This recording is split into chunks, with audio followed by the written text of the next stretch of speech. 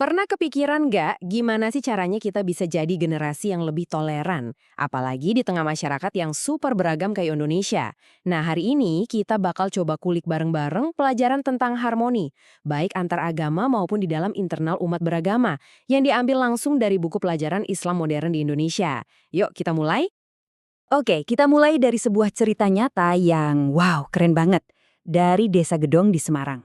Coba bayangin ya, ada sebuah masjid dan kapel yang lokasinya tuh hadap-hadapan. Dan yang lebih luar biasa lagi, setiap bulan warga Muslim dan Kristen di sana bareng-bareng gotong royong buat bersihin kedua tempat ibadah itu. Ini bukan cuma cerita loh, tapi udah jadi tradisi hidup yang nunjukin harmoni itu benar-benar ada dalam tindakan nyata. Ngeliat pemandangan kayak di Desa Gedong tadi, pasti kita jadi mikir ya. Sebenarnya prinsip apa sih yang bikin kerjasama dan rasa hormat kayak gini tuh mungkin terjadi? Nah, itulah yang mau kita bedah lebih dalam sekarang. Untuk bisa paham akarnya, kita perlu kenalan dulu sama satu konsep inti dalam ajaran Islam. Namanya tasamuh. Nah, ini yang menarik. Coba deh kita lihat asal katanya. Tasamuh itu datang dari kata samahah, yang artinya bukan cuma sekedar mengizinkan, tapi ada makna yang lebih dalam, yaitu bermurah hati atau berlapang dada. Ini penting banget, karena artinya dari awal konsep toleransi dalam Islam itu bukan sikap pasif membiarkan, tapi sebuah tindakan aktif yang didasari kemurahan hati. Ada satu kisah yang benar-benar menggambarkan esensi dari tasamuh ini. Jadi, saat ada iring-iringan jenazah seorang Yahudi lewat, Nabi Muhammad langsung berdiri untuk menghormatinya. Ketika ada yang bertanya kenapa, jawaban beliau simpel tapi dalam banget. Bukankah ia juga manusia? Ini menunjukkan kalau fondasi tasamuh itu ya pengakuan atas nilai kemanusiaan yang universal di atas segala perbedaan. Oke, ini poin yang krusial banget dan sering salah kaprah. Toleransi itu bukan berarti kita harus setuju atau menganggap benar keyakinan orang lain.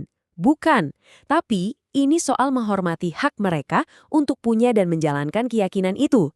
Prinsip ini akarnya kuat banget di ajaran Al-Quran yang fundamental, tidak ada paksaan dalam beragama. Nah, buku pelajaran ini ngebagi praktek toleransi jadi dua arena utama. Yang pertama, toleransi antar umat beragama yang berbeda. Dan yang kedua, yang sering kali sama pentingnya, adalah toleransi di dalam internal umat Islam sendiri. Yuk, kita lihat satu-satu. Oke, kita bahas yang pertama dulu ya. Gimana sih cara Islam ngajarin kita buat membangun jembatan harmoni dengan orang-orang yang beda keyakinan? Jadi, ada 3 pilar utamanya nih. Pertama, ini soal mindset. Kita diajak melihat keragaman agama itu bukan sebagai sebuah kesalahan, tapi sebagai bagian dari ketetapan Tuhan. Kedua, sifatnya protektif. Jangan menghina atau merendahkan simbol-simbol suci agama lain. Kenapa? Ya karena itu cuma bakal memicu konflik. Dan yang ketiga, sifatnya proaktif. Ayo bekerja sama dalam urusan sosial kemasyarakatan. Persis kayak yang dilakuin warga di Desa Gedong tadi. Sekarang kita geser fokusnya. Kalau tadi antar agama, gimana dengan di dalam lingkup Islam sendiri?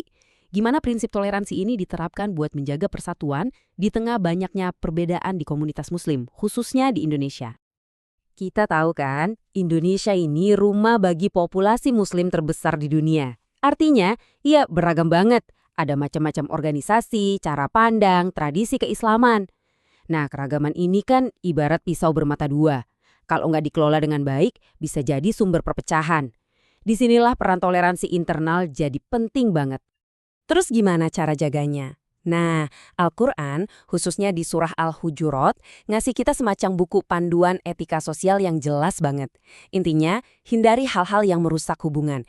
Jangan ngolok-ngolok, jangan berprasangka buruk, jangan cari-cari kesalahan orang.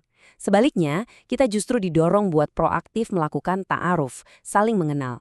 Logikanya kan sederhana ya, gimana mau bersaudara kalau kenal aja enggak? Dan semua ini tuh bukan cuma teori di atas kertas loh. Sejarah Islam justru penuh dengan contoh-contoh nyata gimana prinsip toleransi ini dipraktekkan dari zaman ke zaman. Coba kita lihat jejaknya. Mulai dari era Nabi Muhammad sendiri yang sangat menghormati pilihan pamannya untuk tetap pada keyakinannya. Terus, ada momen di mana umat Muslim awal justru dilindungi oleh seorang raja Kristen di Ethiopia. Lanjut berabad-abad kemudian, Sultan Mehmed II menjamin kebebasan beragama di Konstantinopel. Dan puncaknya, di rumah kita sendiri, kebesaran hati para pendiri bangsa yang rela memodifikasi Piagam Jakarta demi persatuan Indonesia. Nah, kalau mau lihat simbol modern yang paling Indonesia banget, Ini dia, Masjid Istiqlal, masjid kebanggaan kita semua, ternyata yang ngerancang itu seorang arsitek beragama Kristen namanya Frederick Silaban.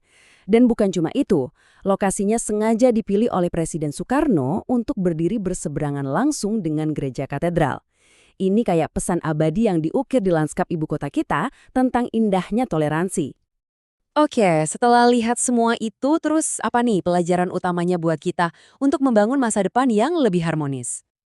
Pada dasarnya, semua ajaran ini tuh mengerucut ke satu tujuan yang simple tapi powerful banget, yaitu membangun sebuah masyarakat di mana perbedaan itu bukan dilihat sebagai ancaman atau sumber perpecahan, tapi justru jadi fondasi kekuatan kita, jadi modal untuk saling menghormati dan maju bareng-bareng. Nah, ini jadi bahan renungan buat kita semua. Setelah kita tahu prinsipnya, lihat sejarahnya, dan lihat contoh nyatanya, pertanyaannya kembali ke kita. Gimana caranya kita bisa mengambil pelajaran tentang tasamuh ini dan menerapkannya dalam kehidupan kita sehari-hari, di lingkungan kita masing-masing, untuk ikut andil menciptakan dunia yang lebih damai.